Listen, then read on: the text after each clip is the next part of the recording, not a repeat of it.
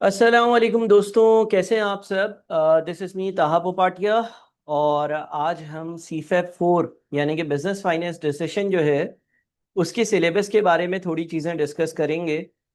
आप सबको मालूम होगा कि न्यू एजुकेशन स्कीम आ रही है और दिसंबर 2025 के एग्ज़ाम तो पिछली स्कीम के हिसाब से होंगे, लेकिन उसके बाद आने वाली जितनी अटेम्प्ट्स होंगी वो न्यू स्कीम के हिसाब से हो रही होंगी। अब यहाँ पर बच्चों को जो है वो एक चीज़ बताना चाह रहा हूँ मैं कि BFD बिजनेस फाइनेंस डिसीजन का जो आईकेप ने अपना नया सिलेबस इशू किया है उसमें एक स्लाइड सी छोटी सी चेंज मौजूद है।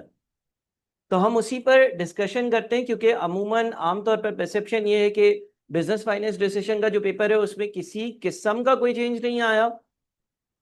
लेकिन मैं अब आज आपको जो है वो आईकेप की वेबसाइट से सिलेबस को कंपेयर करवाता हूँ। और अभी मैं जब ये वीडियो बना रहा हूँ तो हो रहे हैं 7:25 19 जून 2025।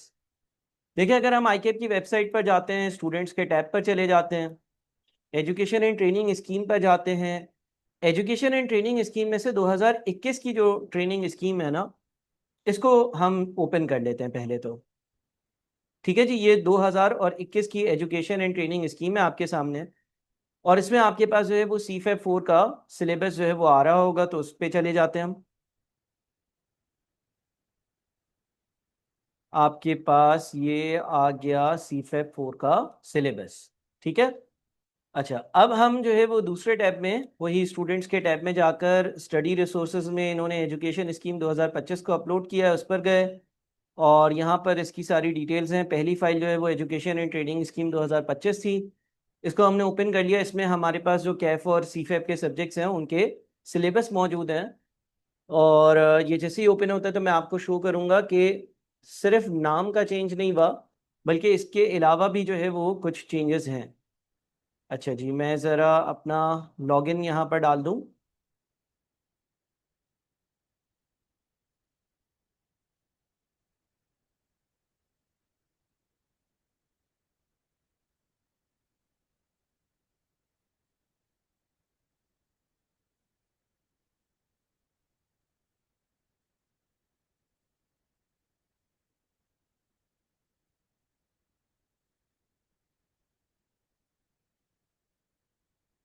अच्छा जी, तो ये फाइल बस लोड हो ही रही है। जैसे ही फाइल लोड हो जाती है इसको देखते हैं।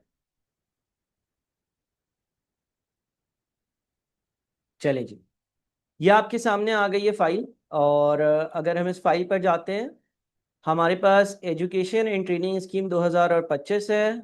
और इसमें हम चले जाते हैं CFAP के सिलेबस पर। हमारे पास पहले कैफ के सारे सिलेबस हैं। कैफ के सिलेबस के बाद आपके पास आ रहा है CFAP 4। देखिए, एक तो नाम का चेंज है, दोनों को कंपेयर करते चलते हैं। और कंपेयर करते करते आगे चलते हैं। एक तो नाम का चेंज है, ठीक है जी।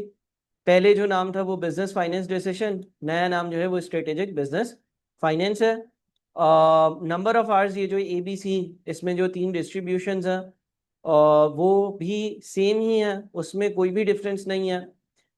आप अगर इस सिलेबस को गो थ्रू कर रहे होंगे तो आपको जो सेक्शन A है, सिलेबस रेफरेंस A है, उसमें 5 बातें, सिलेबस रेफरेंस B में 3 बातें, सिलेबस रेफरेंस C में कितनी बातें हैं भाई? एक, दो, 2 बातें।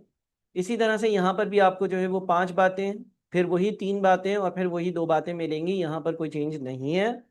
और इसके बाद आपके पास की एग्जामिनेबल प्रोफेशनल स्किल्स आता है, की examinable professional values, ethics and attitude आता है। और फिर आता है स्पेसिफिक एग्जामिनेबल नॉलेज रेफरेंस, जो आपके सिलेबस को ही मजीद हाईलाइट करता है, या जो स्पेसिफिकली की बातें हैं उनको हाईलाइट कर रहा होता है कि भाई कहाँ से आपकी जो टेस्टिंग है वो हो रही होगी। अब जब अगर आप पिछले सिलेबस में इसी जगह पर जाएंगे ना, तो आपको स्पेसिफिक एग्जामिनेबल नॉलेज रेफरेंस में पॉइंट नंबर 1 से लेकर पॉइंट नंबर 11 11 बातें मिलेंगी। इंटरेस्टिंगली, जो नया डॉक्यूमेंट है, जो नया सिलेबस है जो हमें फॉलो करना है, अगर आपका पेपर जून 2026 या दिसंबर 2026 या उसके बाद है, तो उसमें आप नोट कर रहे होंगे कि पॉइंट नंबर 10 और पॉइंट नंबर 11 यहां पर शामिल नहीं है। अब ये पॉइंट 10 और 11 थे क्या? पॉइंट 10 जो था वो था liquidity risk management through liquidity indicators, stress testing, forecasting, contingency planning. और फिर था credit risk management through financial and non financial analysis, factoring and insurance. अब ये वर्किंग कैपिटल से relevant, current assets current liability से relevant, financial non financial performance indicator से relevant एक specific area था। और ये स्पेसिफिक एरिया जो है कभी कभी पूछा जाता था। अब ये यहाँ पर नज़र नहीं आ रहा, ठीक है ना। मोस्ट लाइकली शायद जो मेरी अंडरस्टैंडिंग है कि वो रेशियो एनालिसिस जो है वो अब FAR 2 के लेवल पर चले गए हैं, तो वहाँ पर शायद ये थोड़ा सा financial non financial performance indicators को ज़्यादा चेक कर ले, या शायद वर्किंग कैपिटल के वहाँ पर कुछ इस तरह के सवाल आ जाएं। फिर अब हमारे पास MFA का पेपर भी होता है, MFA के पेपर में भी वर्किंग कैपिटल की जो है वो टेस्टिंग हो रही होती है। तो कोई ऐसी रीज़न हो सकती है मे बी, और इसकी वजह से इवेंचुअली एक बात जो मुझे हाईलाइट करवानी थी वो मैं यहाँ पर करवाना चाहता हूँ, और वो ये देख लें कि भाई ये आपका CFA 4 का सिलेबस है, इसमें पॉइंट नंबर 10 और पॉइंट नंबर 11 नहीं है। लिहाजा अगर कोई भी बच्चा बिजनेस फाइनेंस डिसीजन के पेपर की तैयारी कर रहा है फॉर अटेम्प्ट्स ऑफ समर 2026, दिसंबर 2026, तो वो इन चीज़ों को अकाउंट फॉर कर सकता है। ठीक है। और ये चीज़ एनालाइज कर लें, ये चीज़ देख लें कि जनरली आपने यही सोचा होगा BFD के सिलेबस में कोई चेंज नहीं है, ऐसा कोई खास चेंज नहीं है, कोई बहुत बड़ा चेंज नहीं है। लेकिन कभी कभार हाँ रिस्क मैनेजमेंट का, कभी कभार क्रेडिट रिस्क मैनेजमेंट का, या लिक्विडिटी मेजर्स का, या नॉन फाइनेंशियल फाइनेंशियल इंडिकेटर्स का सवाल ज़रूर आ जाता था। तो ये एक चेंज था जो मैंने आप लोगों के साथ डिस्कस करना था। लेकिन ये याद रखिएगा कि दिसंबर 2025 की जो अटेम्प्ट है वो पुरानी स्कीम के हिसाब से है। वो बच्चे इस एरिया को कर कर जाएंगे, उनके लिए कोई ऑप्शन नहीं है। अपना बहुत ख्याल रखिएगा। Thank you. अल्लाह हाफिज़।